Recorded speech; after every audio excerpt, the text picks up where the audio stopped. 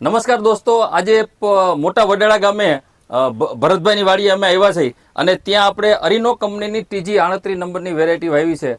તો આ TG 38 માંડવીમાં લગભગ 70 દિવસ થયા ને, 65 દિવસ થયા. 65 દિવસે પૂરો ભરચક લાગે છે. હજુ આ માંડવી 1 મહિનો ઊભી રહેશે. તો મિત્રો, કાલાવાડ વિસ્તારમાં 38 નંબર ખૂબ જ પ્રમાણમાં વવાય છે. વાવવાનું કારણ ભરતભાઈ એ છે કે TG 38 નો જે ફોતરું છે એ પટલું આવે છે અને એના દાણા છે ઓછું અને દાણા ભરચક આવે છે અને દાણાની ક્વોલિટી એટલી સરસ છે કે આ એક્સપોર્ટમાં દાણા હાલે છે.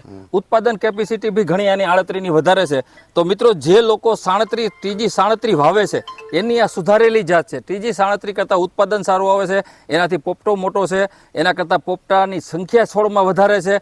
તો 37ની જગ્યાએ આવતા વર્ષોમાં વાવો તો તમે TG 38 નંબર જ વાવજો અરીનો કંપનીની, કારણ કે આ વેરાયટીનો ભાવ બી બજારમાં સારો મળશે અને ખૂબ જ સારી વેરાયટી ગણાય છે TG 37ની જગ્યાએ. અને 110 દિવસમાં પાકશે. શિયાળુ પાક બી તમારે લેવો હોય ભરતભાઈ તો આ વેરાયટી બેસ્ટ વેરાયટી છે.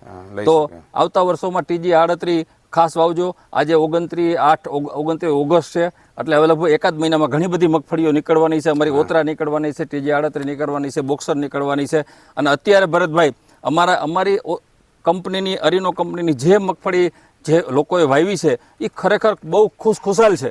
કારણ કે અત્યારે 60 થી 65 ને 70 દિવસે અત્યારે મગફળી લુરખામાં જામી છે અને ઘણા જેને નથી વાવી લોકો અફસોસ કરે છે કે ભાઈ અમે આ વાવ્યું હોત તો સારું હતું. ફરીથી અમારા શિવશક્તિવાળા તુલસીભાઈ, ભરતભાઈ, દાદા અમને બધી વાડીએ લાવ્યા એ બદલ એમનો ખૂબ ખૂબ આભાર અને અપેક્ષા રાખી કે ખૂબ જ સારી મગફળી થાય અને ખૂબ જ સારી પેદાશ મળે. જય હિન્દ.